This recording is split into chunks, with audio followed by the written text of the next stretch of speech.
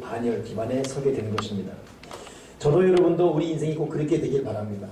오늘 기도자가 기도할 때도 하나님 우리 인생에 더해지게 해주시옵소서 했는데 우리가 나이가 들어갈수록 지경은 넓어지고 또 정신적으로 건강적으로 물질적으로도 더해지는, 그래서 40이 되고 50도 60, 70이 되실 때 사방팔방에 이렇게 하나님이 주신 축복이 가득가득 찰 수 있는 인생 자체가 물된 동산 같은 그런 삶이 꼭 되길 바라고, 여러분 포기하거나 낙심하지 말고 끝까지 꿈을 갖고 우리의 그 성공적 인생, 진정한 승리를 위해 매진할 수 있기를.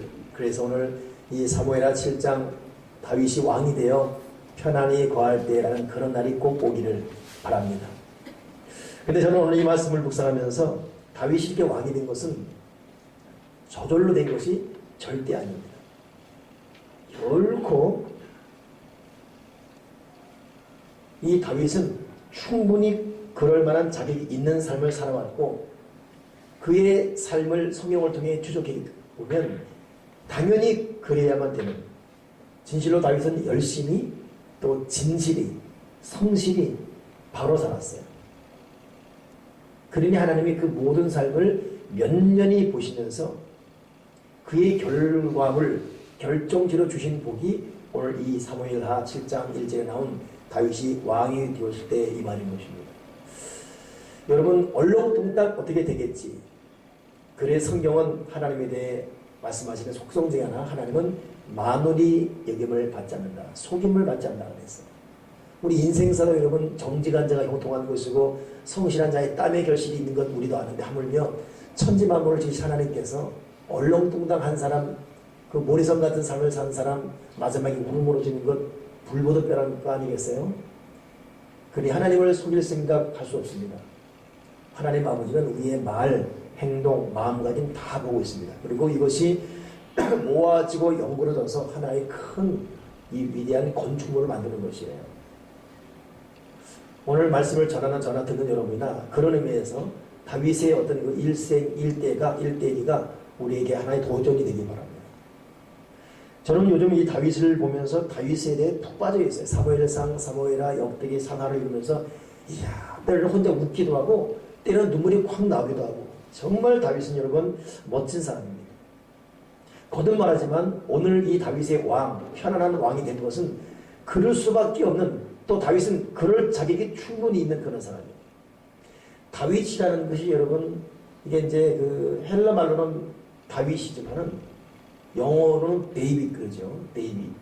근데 이름의 뜻은 뭐냐면 사랑받는 자 뜻이에요. 여러분 이 사람은 사랑을 받아, 하나님께 사랑받고 있고 많은 사람에게 사랑을 받고 있거든요. 그만큼 사랑을 했어요. 그러니 당연히 사랑받을 만합니다.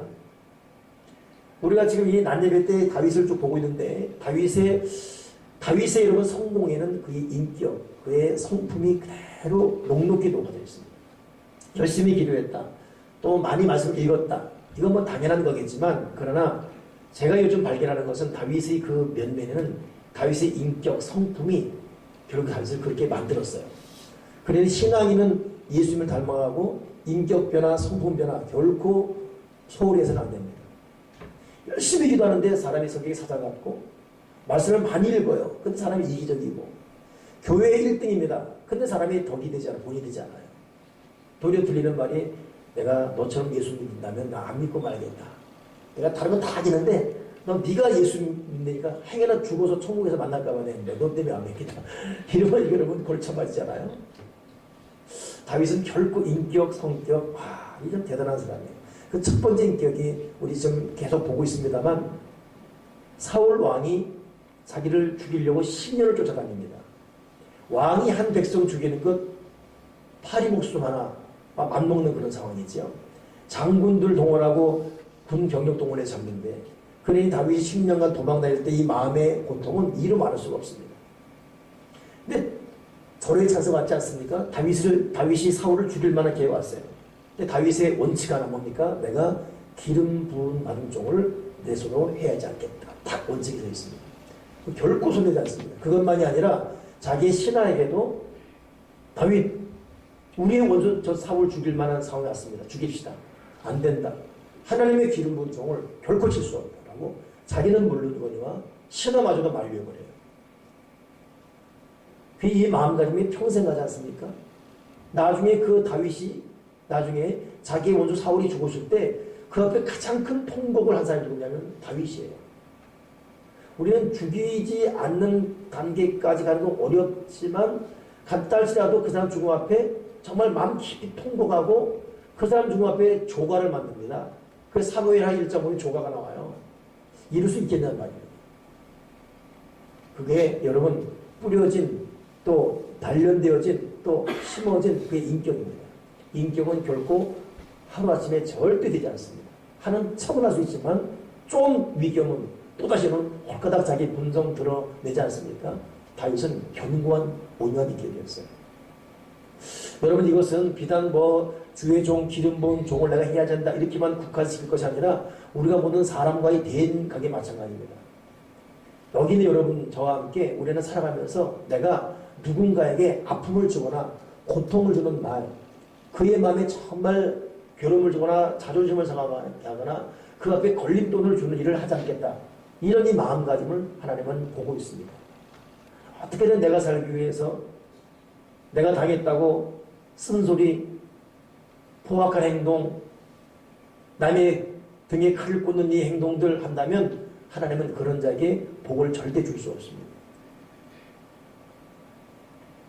여러분 그 누군가에게 상대에게 항상 기억에 남을 만한 아름다운 모습, 행동을 꼭 간직하고 이거 시간이 흐를수록 여러분 나중에 결국 후회됩니다.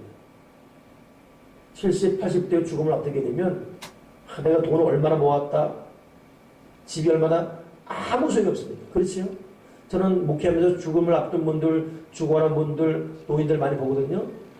그건 재산, 자동차, 집 아무 기억이 없습니다. 그냥 자식 보고 싶고 그냥 살아면서 바르게 잘 못한 것이 마음에 한이 돼요. 10이면 9은 다 그렇습니다. 우리 바르게 살아야 돼요. 그런가 하면 여러분 이 다윗은 사울 왕에게 쫓겨다닐 때 힘들었어요. 근데 들려온 소식이 자기 백성, 자기 나라 이스라엘 안에 그일라라는 조그만 소도시가 있었습니다. 그 소도시 그일라가 블레셋 왕들에게 공격을 당했습니다. 이때 다윗은 내가 그일라 가서 도와야 되겠다. 그일라 사람을 지켜줘야 되겠다. 그때 난리 났죠. 신하들이. 다윗 미쳤습니까 지금. 지금 우리 코가 석자입니다. 지금 우리는 지금 사울 왕이 쫓기고 있어요. 지금 그일라 도로 갔다가는 바로 사울을 쫓아옵니다. 정신 나갔습니까? 근데 다윗이 양보하잖아요. 기도합니다. 하나님, 나도 나지만 나도 피곤하고 나도 지금 내 코가 석자이지만 그일라가 지금 죽게 생겼는데 어떻게 할까요? 하나님이 말씀하죠. 가라. 가서 도우라. 도왔어요. 그리고 그일라를 살려줍니다. 보호해줍니다. 블레셋에 물려주시는 것이에요. 지금 여러분 내 코가 석자입니다. 나 돈도 없고 내 몸이 아파 죽겠는데 무슨 사역을 하라고 그러고 이렇게 내가 바쁜데 무슨 정실줄 놓을 힘도 없는 상태인데 뭘 나보러 하라고. 우리 여러분 만사 귀찮으면 나한테 전화하지 마. 전화 뚝 끊어버리고 핸드폰 끊어버리고 다 귀찮지 않습니까? 다윗은 그런 부분도 찾을 수가 없었습니다. 내 코가 석자리라 백장할지라도 내가 해야 될 일 앞에서는 자기의 모든 어려움, 난관, 난처함 다 내려놓고 해야 될 그 우선순위라는 정당성 앞에 자기 보는 시간, 마음, 물질을 들고 전력 질주하는 것이 다윗이었습니다. 이 거룩한 숭고한 마음, 자기의 위험, 자기의 어려움, 자기의 아픔, 자기의 연약함 이거 기억잖아요. 어려움 당한 그 누군가를 기억하는 이 숭고한 이 마음. 하나님 아버지가 그런 다윗을 어떻게 복을 휘하겠어요. 사울왕이 여러분 다윗에게 참 원수이 원수라면 사울왕의 오른팔에 해당되는 사람이 아브넬이라는 장군이거든요. 이 아브넬 장군의 전략 때문에 다윗이 더 어려웠고요. 사울왕보다는. 근데 결국 여러분 아브넬이 그렇게 자기 꾀 믿고 그렇게 까불다가 결국 다윗 왕의 이 오른팔격인 요압 왕에게 죽임당합니다. 이건 박수 칠 일 아니겠어요? 근데 다윗은 요압을 혼내요. 네가 어째서 의로운 사람을 죽였느냐. 참 그 부분이 이해가 되잖아요. 자기의 원수의 오른팔이고 자기의 오른팔이 죽인 거예요. 이것도 오통치입니다. 네가 어떻게 의로운 사람 죽였느냐? 네 피가 너한테 돌아. 그 피가 너한테 돌아갈 것이다. 그리고 정작 그 아브넬 상대방 적의 장군 죽음 앞에 또다시 통곡합니다. 이 사람이 얼마나 우러났든지 결국 사울 쪽에 있는 아브넬 쪽에 있는 모든 백성들이 다윗을 따라요. 그리고 통일 이스라엘 왕국을 이루는 결정적인 동기가 됩니다. 야, 그 눈물이 사람 마음을 사로잡아 버려요. 가식적 눈물, 진짜 눈물. 백성을 움직여버리네요. 그래 여러분, 이 정말 주님을 닮은 이 성격, 정말 하나님이 기뻐하신 바로 그 인격, 성품을 가진 사람의 눈짓 하나, 눈물 하나, 말 하나는 사람의 마음을 움직입니다. 동의하십니까? 지금 같은 시대를 살아온 여러분, 여러분 회사에서, 직장에서, 가정에서 사람 마음을 어떻게 움직일 수 있죠? 우리도 속지 않잖아요. 저 사람 말, 행동, 씀씀이, 삶의 모습 속지 않지 않습니까? 근데 왠지 누군가의 말이나 누군가의 눈물에 누군가의 행동에는 마음이 감동이 돼요. 이 여러분 사람은 이 진실함과 정직함, 그 참 풍성한 인격을 잘 속일 수가 없습니다. 다윗의 눈물 하나에 상대방 수많은 백성들이 다윗이 우리를 정말 사랑했구나 다 따라오는 거예요. 통일을 이뤄버립니다. 통일을. 말 그대로 박근혜 대통령이 정말 눈물을 흘리며 북한을 향해서 정말 한 통보다 눈물을 흘렸더니 정말 그런가? 평양도, 함경도, 개성 다 하나가 되어 돌아온다. 이거가 똑같은 것입니다. 여러분, 이 거듭난 인격, 정말 주님을 닮은 인격의 그 눈물. 그런가 하면 다윗에게는 아들이 있었거든요. 압살롬. 이 압살롬이 아버지를 쫓아내버립니다. 왕으로서 아버지가 쫓겨나가요. 그래서 저는 그분 볼 때 다윗 왕이 압살롬에게 쫓김받을 정도로 약한 사람이 아닙니다. 근데 쫓겨나요. 빨리 보다리 싸라. 이러다 다 죽는다. 도망가요. 왜 그랬을까요? 싸움은 이겨요, 다윗이. 그래도 왕국을 가고 있기 때문에. 근데 싸우긴 싫어했습니다. 싸움은 너도 죽고 나도 죽고. 내가 이겨도 그게 이긴 게 이긴이 아니에요. 자식감을 써서 뭐 할 거예요? 네? 아들이 아버지 싫어서 칼 들고 오는데 이놈이 그럴 수 있는 나로 같이 칼 들고 싸우면 그게 아버지입니까? 그게? 그냥 도망가는 거예요. 도망가는. 아들과 싸우기 싫어 도망가는 거예요. 이 아들이 얼마나 나쁜 놈이냐면 아버지 쫓아낸 다음에 그 당시에는 후궁제도가 있었잖아요. 아버지 다윗 왕이 거절했던 후궁 10명을 갖다가 백주에 동침해버립니다. 이 압살롬이 대낮에. 정말 아버지를 쫓아낸 것은 물론이거니와 아버지 하체를 더럽히는 거야, 압살롬. 근데 그 압살롬이 결국 죽지요. 죽는데 그 죽음 앞에 또 통과사를 누구예요? 다윗이에요. 내 아들 압살롬아, 압살롬아. 얼마나 울었든지 요압 장군이 다윗이요. 해도 너무합니다. 저 아버지는 도대체 누굽니까? 저놈 죽었다고 그렇게 울면 우리는 뭡니까? 이것 때문에 다윗이 눈물을 그쳤을 뿐이지 그 통과한. 그러니 이 다윗은 눈물의 사람이에요. 여러분 이 눈물이라는 것 사람은 눈물이 있어야 된대요. 그래야 생리학적으로도 이 눈이 더 맑을 수가 있고 눈물이 메말르면 안 돼요. 이 승리적으로 그렇고 심령적으로도 눈물이 됩니다. 여러분 우리가 그리스도의 마음을 닮고 인격 성품이 변화되어서 찬송하다가도 눈물이 왈칵 나올 수 있고 그냥 어느 사람의 안타까움 봐도 눈물을 흘릴 수 있는 그런 저 사람은 눈물방 하나 나올 것 같지 않다. 그렇게 강팍하게 인정받으면 안 되고 눈물이 머물고 그 다윗은 눈물의 사람이에요. 구약에 보면 에레미야가 눈물의 선자거든요. 그 에레미야가 감옥에 갇히고 굴에 갇혀도 결국 이겨요. 눈물 때문에. 다윗은 가만히 보면 눈물의 왕이에요. 그렇게 많이 보세요. 난 다윗처럼 눈물 많이 흘린 사람. 원수가 죽어도 울고. 이 다윗이 압살롬에게 쫓겨갈 때 힘을 잃은 사람이 욕을 합니다. 적군의 신하예요. 다윗을 향해서 이 비루한 자여 우리 말이 개같은 놈아 뭐 이런 거예요.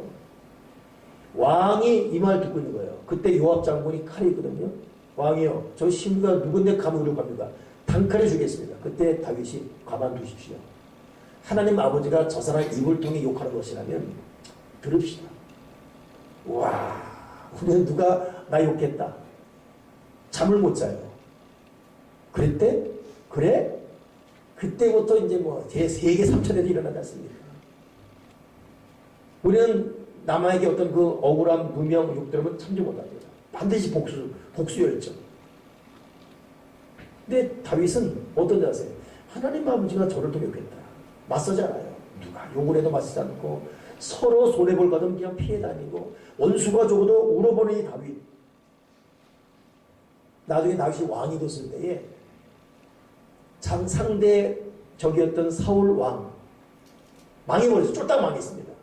자기를 10년 동안 괴롭혔던 사울 왕 가족이 쫄딱 망했습니다. 표정 관리가 어려울 수 있죠. 우리들 같으면. 그렇지만 이 마음은 왠지 하나님이 나에게 축복했다라고 은연중에 그렇게 자복하지 않겠습니까? 근데 다윗은 사울 왕 집에 혹시 쫄딱 망했는데 혹시 남은 사람이 내가 찾아봐라. 샅샅이 뒤져라. 사울 왕 집에 남은 사람이 있는가? 찾아봤더니 있어요. 무비보셋 사람이 있는데 사울 왕의 아들의 아이예요. 사울 왕의 손주지요. 이 손주가 세상에 말에서 떨어져서 다리가 다 부러졌어요. 지금이야 깁스 안 되지만 그때는 부러지면 불게 되는 거예요. 양 다리를 다 접었습니다. 하나가 있습니다. 빨리 데려라. 양 다리 부러진 그를 왕이 자기 식탁에서 평생같이 밥을 먹게 합니다. 그리고 그의 재산을 찾아줘요. 이 배려, 눈여겨보지 않아도 될 그것까지 찾아다니는 다윗의 이 자세. 여러분, 다윗이 하나님께 복을 받겠습니까? 안 받겠습니까? 이런 마음가짐, 이런 성품이 다윗이 복을 받겠어 안 받겠어요? 우리가 지금 내가 열심히 사는데 왜 이렇게 어려울까? 이건 물론 뭐 물질적으로 우리가 이렇게 대비해서 말할 수는 없습니다만 스스로의 삶을 볼 때 왜 참 내가 참 어렵고 곤고하고 고달플까? 명심할 것은 모든 복은 하나님 아버지가 주시는 것입니다. 그리고 그 복의 형태라는 것은 사람의 평가 달라요. 뭐 집이 크다, 뭐 돈이 많다. 야, 이번에 짐 쿡이라는 사람 있죠. CEO, 그 애플. 그 사람 자기 전 재산 기부했어요.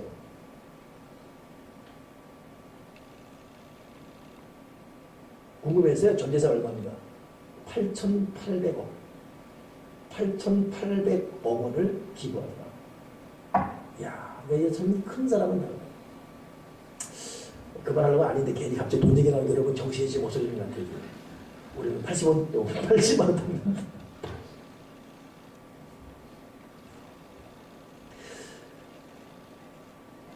많이 가졌다가 이거 보기 이전에 자기만이 하는 참 풍요로움이 있는 거거든요.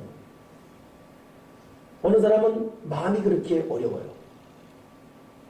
마음도 어렵고 삶도 어렵고 관계도 어렵고 여러분 물질 이런 것도 괴롭지만 인간관계 깨진 것도 어려워요. 집안 식구들이 편하지도 않고 산산조각난 것도 괴롭고 참. 그럼 돌아보게 되면 여러분 한번 돌아봐야 돼요. 저는 그 하버드생의 새벽 4시 반에 집 보니까 하버드에서 보는 학생의 중요한 기질 중에 하나가 뭐냐면 끊임없이 반성하네. 끊임없이. 너희들이 최고의 인재로 세계를 다루고 싶으냐? 그러면 너희들은 끊임없이 반성하라. 이것이 학생들을 바라보는 학사 원칙이에요. 학교 원칙. 끊임없이 반성하라. 여러분 우리 반성해야 됩니다. 반성해야 돼요. 나의 인격, 나의 성격, 성품. 이 부분 설교하게 되면 참 우리 저도 괴롭고 듣는 여러분도 괴롭고 서로 괴로운 게 많지 않습니까? 다윗이 여러분 그냥 된 게 아니에요. 저는 볼 때 다윗이 하나님 앞에 복을 받을 만한 인격적 이 토양이 얼마나 깊고 넓은지. 원수가 죽어도 통곡해버려요. 원수의 손자까지 찾아가지고 그 다리 다 부러져서 그 당시는 바보 병신입니다. 근데 그를 자기 식탁에 먹여서 이런 거 다 찾아준 이 마음, 이 풍성한 이 진정한 부자, 성부, 거룩한 부자. 하나님 아버지가 이를 어떻게 복을 안 주겠냔 말입니다. 우리는 인색하고, 우리는 날카롭고, 우리는 포악하고, 우리는 계산적이고, 사정을 속이고,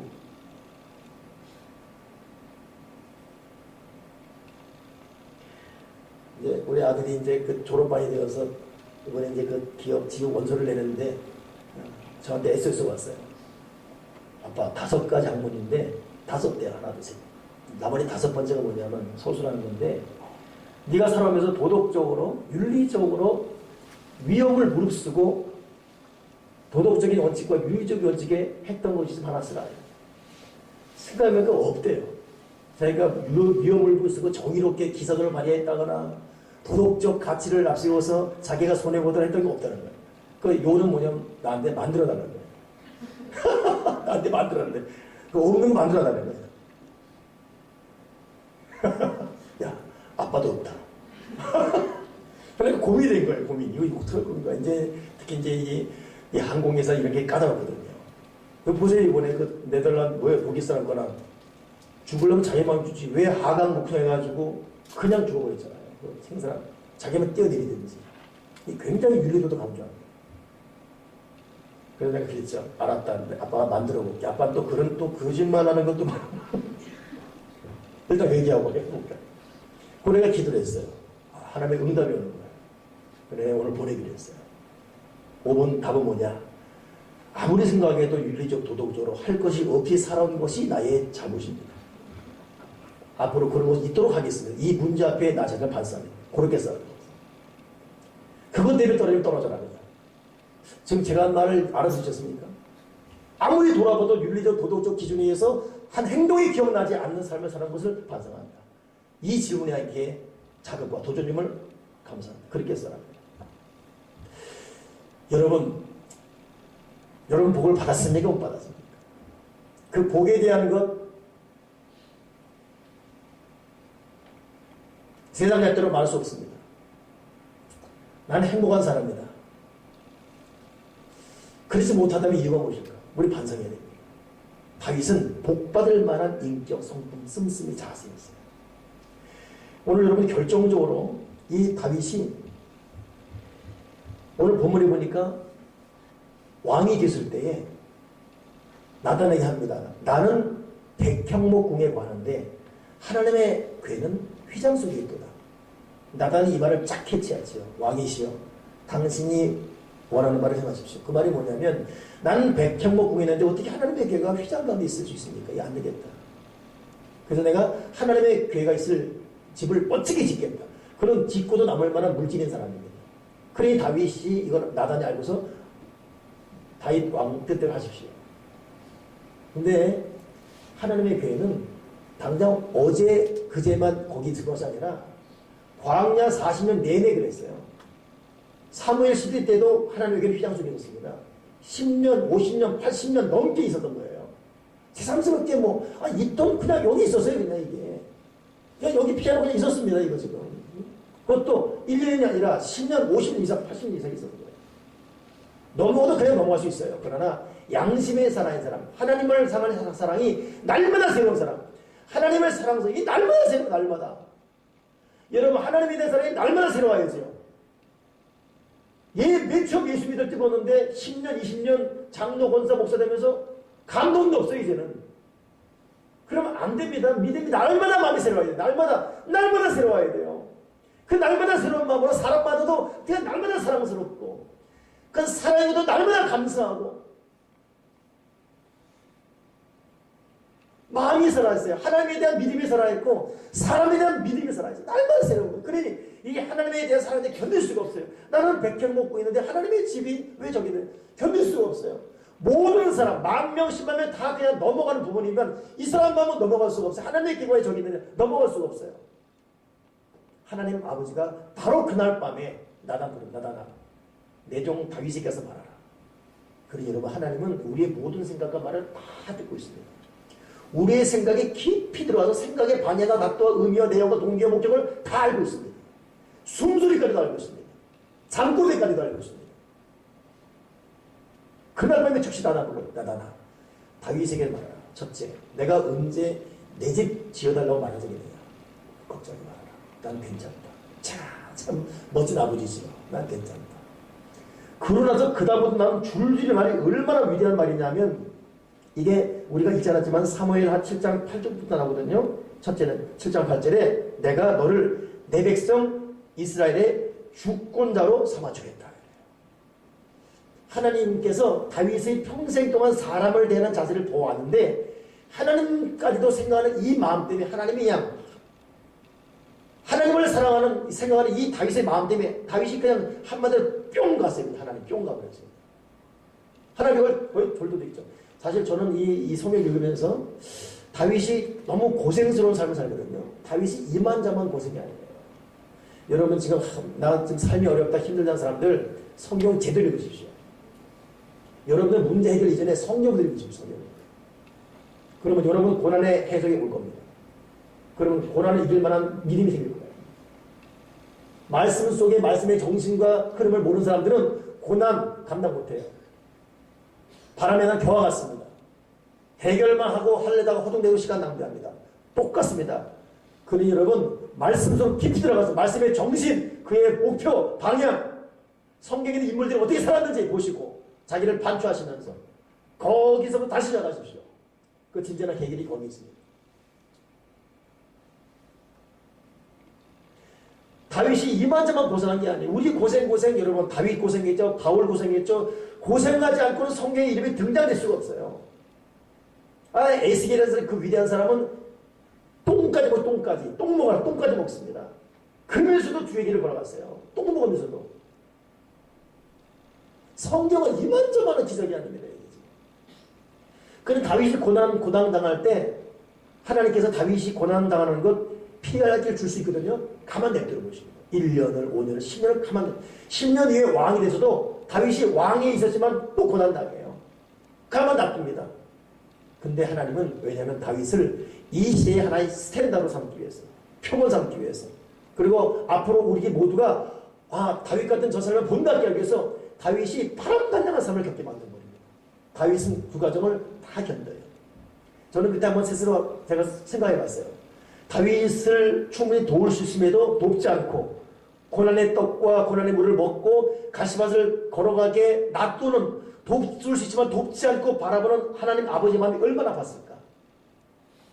그러면서 겉으로는 다윗을 냉정히 보고 있습니다. 그러나 하나님은 속으로 울었을 거예요. 다윗아 꼭 견뎌라.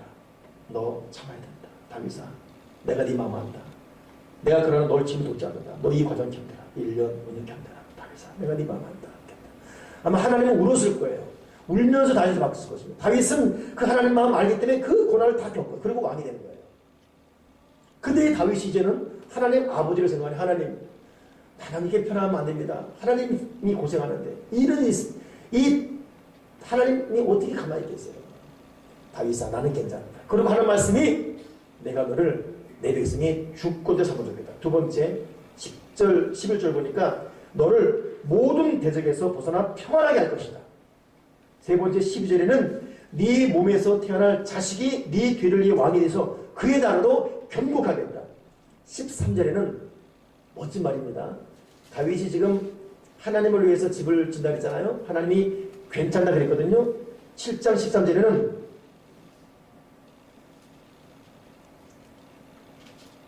다윗의 아들이 나를 위해서 내 이름을 위해서 집을 지을 것이다. 근데 더 중요한 것은 사무엘 7장 11절에는 모든 대적에게서 벗어나 평안케 한 다음에 하나님 말씀하시기를 여호와가 너를 위해 집을 이룰 것이다. 저는 이 부분 읽었다가 다윗이 하나님을 집을 시작했는데 하나님이 괜찮다 그런 다음에 두 가지 말해요. 네 아들이 나를 집을 지을 것이고 또 하나는 이제는 아니다. 내가 너를 위해 집을 지으겠다. 그리 다윗이 여러분 얼마나 큰 복을 받았습니까? 나중에는 사무엘 7장 16절 가니까 네 집과 네 나라가 내 앞에서 영원히 보존되고 네 위가 영원히 견고하리라. 다윗이 여러분 퍼펙트한 복을 받고 맙니다. 어마어마한 복을 받고 마는 거예요. 한번 정리해 보실래요? 그냥 한 가지 하나님을 생각하는 이 마음 하나 때문에 너를 견고하게 네 자신도 견고하게 또 영원히 견고하게 내가 너를 집어 줄 것이고 네 아들은 또 나를 집어 줄 것이고 모든 대적을 물리치고 너를 평안하게 할 것이며 인생 막대기로 다른 사람 당한 채 해를 당하지 않게 할 것입니다. 여러분 이것이 다 이 마음 씀씀 자세 이거 하나를 다 흠양하신 하나님이 주시는 축복이 이것입니다. 우리는 가만히 보면 기도만 해요. 삶이 안 따라와요. 사역자를 열심히 뛰고 있는 것 같아요. 생활이 안 따라와요. 하나님은 여러분 우리의 생활을 본다는 것, 우리의 삶을 본다는 것, 우리의 자세를 본다는 거 잊지 마십시다.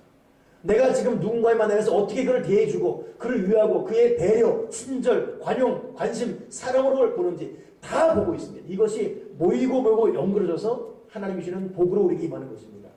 그러니 가정이 있든지 직장이든지 상사로서 부하 직원을 거느리든지 사업적이든지 여러분 행동 조심해야 됩니다. 오늘이 고난주간이 시작되는 종려주일이거든요. 이 종려주일은 예수님이 예루살렘 입성할 때 환영하면서 종려가지를 흔들었다 해서 종려주일이에요.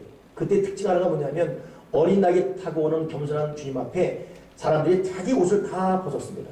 그 자기 옷을 벗고 그 옷을 밟고 지나가라고. 그러면서 호산나 외치고 있어요. 이게 종려주일이에요. 그리고 이날부터 고난주간이 시작되고 월화수목금 금요일이 주님이 십자가 못 박혀 죽은 성금요일, 그리고 3일 후에 주일 일요일이 부활절이 됩니다. 우리 여러분 오늘부터 종려주일 그리고 이 고난주간을 그냥 우리는 맙시다. 철저히 나를 반성하는 시간으로 삼아보고 있습니다. 내 걸어온 발자취를 돌아보면서 나의 자세, 나의 습관, 나의 행실, 나의 관심사, 나의 말, 오늘 만나는 관계, 이거 여러분 돌아보시면서 내가 정말 하나님께 복받을 만한 삶을 살고 있는지, 나야말로 다른 때 겉옷 벗어서 주고 다른 곳에 겉옷 넣어놓지 말고 나의 소중한 겉옷을 벗어서 주님의 발 앞에 놓고 주님이 지나가게 하고 그 뒤를 따라가는 진정한 주님의 제자가 되게 주시옵소서. 주님은 얼마든지 여러분 우리 인생의 역전을 갖고 올 수 있습니다. 우리끼리 늙었다 뭐 없다 망했다 하지만 이건 다 쓸데없는 소리고 하나님 아버지는 얼마든지 우리를 새롭게 할 수 있습니다. 문제는 나의 자세예요. 나의 태도입니다. 나의 마음가짐이에요. 거기에 대한 행동입니다. 하나님은 보실 것이고 됐다 할 때 우리에게 복을 주시는 것입니다. 절대 저절로 되지 않습니다. 아멘이십니까? 그 웨잉 슈잉이라는 중국 사람이 쓴 그 하버드 새벽 4시 반 그 책에 보게 되면 첫 시작이 새벽 4시 30분에도 잠들지 않는 곳 이렇게 기록해요. 그 보스턴의 하버드에 있는데 새벽 4시 반에도 잠들지 않는 곳 24시간 걸려 있다는 거예요. 여러분 하버드의 도서관 가게 되면 새벽 2시, 3시 대낮 같습니다. 자리 못 잤어요. 꽉 차 있습니다. 거기는 하버드는 여러분 그 무슨 커피숍 많거든요. 커피숍이 아니에요. 도서관이에요. 책 들고 커피 마십니다. 외학가에 잠이 축 서 있어요. 나랑 같이 갔던 분이 목사님 저분들 뭔지 아십니까? 뭡니까? 저 사람들이 지금 $1짜리 토스트 먹으려고 서 있다는 거예요. 근데 저 사람들이 각 나라의 수제들이라는 것입니다. 저 사람들이 지금은 눈물에 $1 샌드위치 먹고 있지만 그리고 24시간 켜진 도서관에서 불듯 공부하고 있지만 10년 후 저들에서 저 나라가 저 세계가 다스려집니다. 새벽 4시에 잠들지 않는 거예요. 여러분 이게 쌓이는 것이 결정이죠. 그 새벽 4시만 지켜보게 되면 우리가 실패하는 유일한 이유는 노력 부족이다. 하버드생들이 가장 똑똑한 사람은 아니다. 성공하고 싶은가? 공부해라. 성공은 결코 게으른 사람의 문을 두드리지 않는다. 저는 그 책 보면서도 이게 그냥 되는 게 아니구나. 여러분 우리의 축복 이거의 토양인 그릇 그냥 되지 않습니다. 우리의 성품 우리 인격은 여러분 하나님이 주신 복을 담는 그릇이에요. 행동 고쳐야죠. 삶 고쳐 습관 고쳐야죠. 스타일 고쳐야죠. 바르게 살아야죠. 이렇게 내가 지금 큰 소리 칠 수 없는데 나도 마찬가지인데 우리 바르게 살아야죠. 정직하게 고의롭게 순결하게 청결하게 아멘이십니까? 그냥 되지 않지 않습니까? 여러분 우리 냉정하게 이번 고난주간 보내면서 제가 주보에 써놨지만은 고난주간 동안 5월과 수목금도 가면은 아니에요. 마음에 감동된 대로 아침 금식하시면서 새벽기도 나오시면서 자기를 돌아보십시오. 복 달라는 기도 적어놓고 일단은 하나님 잘못을 하던 내 성격 스타일 삶을 용서하시고 다시금 주님을 담을 수 있는 이 그릇 되게 해주시옵소서. 그렇게 고난주간 보내십시오. 우리가 다시 한번 치열할 정도로 자신의 잘못을 반성하고 이 다음 삶을 도전한다면 하나님 도와주실 것이고 그런 그릇 위에 하늘과 땅에 온전의 복을 줄 것입니다. 이 하버드 4시 반 책이 보면 재미있는 예화가 나와요. 한 사냥꾼이 사냥개 데리고 사냥 갔습니다. 그리고 지나가는 토끼를 빵 쐈습니다. 토끼가 오른다리를 맞았어요. 그리고 도망가고 있습니다. 그리고 이 사냥개는 주인의 사인에서 열심히 피 흘리며 도망한 토끼를 쫓아왔습니다. 이 능수능란한 이 사냥개. 그리고 사냥개는 갔다가 왔어요. 근데 평소들에게 그냥 온 거예요. 봤더니 이 사냥개가, 그 노련한 사냥개가 토끼를 놓친 겁니다. 토끼는 집으로 들어갔어요. 내가 동화 예화라 그랬습니다. 토끼가 들어갔더니 토끼 아버지가, 토끼야, 너 어떻게 총 맞고 도망오는데 사냥개 쫓아가 봤는데 어떻게 살아왔냐. 이 토끼가 하는 말이, 진짜 사냥개가 열심히 날 따라왔습니다. 그래서 나는 죽자 사자 도망왔습니다. 여러분, 열심히 살아온 사람보다 죽자 사자 도망한 사람이 더 셉니다. 우리가 한번, 제가 오늘 그 말을 해드리려고, 열심히 노력할 수 있다. 그래도 승리하지 못했다면 자신의 잠재력이 발휘될 그 지점에 이를 만큼 노력하지 않은 것이다. 열심히 노력했습니다. 그래도 뭔가 빵 터지는 역사가 없다면 잠재력이 발휘될 그 지점까지는 노력하지 않았기 때문이다. 여러분, 예수님께서 고난주간 마지막 성금요일 죽을 때 그분 피, 물 다 쏟아버렸습니다. 그리고 터뜨려버렸어요. 그리고 3일 만에 부활의 역사가 이루어졌습니다. 저와 여러분은 이제 다시금 살아계신 하나님 앞에 마음을 조아리면서, 하나님, 저 진실로 하나님께 복을 받고 싶습니다. 나에게 복을 주시옵소서. 그리고 이렇게 인생을 마치고 싶지 않습니다. 서럽고 이렇게 좀 왠지 눈 못 감을 것 같아. 이런 좀 야심찬 꿈을 가지시면서, 하나님, 내가 어디서부터 잘못됐습니다. 어떻게 살아야 되겠습니까? 내가 보지 못한 나의 잘못, 성격적 결함, 잘못된 말투, 생활 씀씀이, 낭비, 사치, 게으름. 이런 빌 게이츠가 어느 강연에서 게으름은 한 사람의 영혼을 집어삼킵니다. 아무리 단단한 강철이라도 먼지처럼 다가서서는 결국 녹여질 길이지요. 게으름은 모든 악의 근원입니다. 그것은 한 사람뿐만 아니라 심지어 한 민족까지 무너뜨릴 수 있습니다. 모든 종류의 자의 결정, 십자가 앞에 이 고난주간 무릎 꿇고 기도하시면서 깨닫고 내려오시면서 우리 치열할 정도로 자기 자신과의 싸움을 시작하십시오. 하나님도 우리가 있으나 마나한 존재로 무너지는 걸 결코 원치 않습니다. 우리는 위대한 사람을 태어났고 우리 이 땅에서 할 일이 있는 사람을 태어났습니다. 아직도 그 일들이 나를 기다리고 있습니다. 가슴 벅찰 정도로. 기도하겠습니다. 하나님 아버지, 늦었다고 후회하거나 안 된다고 절망하거나 지금 뭘 하냐고 허무해하기보다는 여전히 나를 불꽃 같은 으로 바라보시는 하나님 앞에 다시금 정중히 무릎을 꿇고 내 겉옷을 다른 곳에 벗어놓지 말고 주님의 발 앞에 벗어놓으며 이제 내 손을 다른 곳에 흔들지 말고 주님에게 호소나 흔들면서 주님께 나의 생각, 나의 말, 나의 습관, 나의 물질, 나의 시간, 나의 모든 삶, 꿈을 집중시키며 주님의 제자가 되어 하나님 아버지를 담을 수 있는 마음그릇 준비해서 오늘 본문에 등장하는 다윗 이 주인공처럼 우리도 늙도록 존귀한 부한 인생 되도록 하나님 은혜를 더해 주시옵소서. 다시금 치열할 정도로 자기와의 싸움을 통해 하나님 영광을 드러내도록 여기 모인 우리 모두에게 은혜 주시고 격려 주시고 힘을 주시고 꿈과 용기를 더해 주여 주시옵소서. 예수 그리스도 이름으로 기도드립니다. 아멘.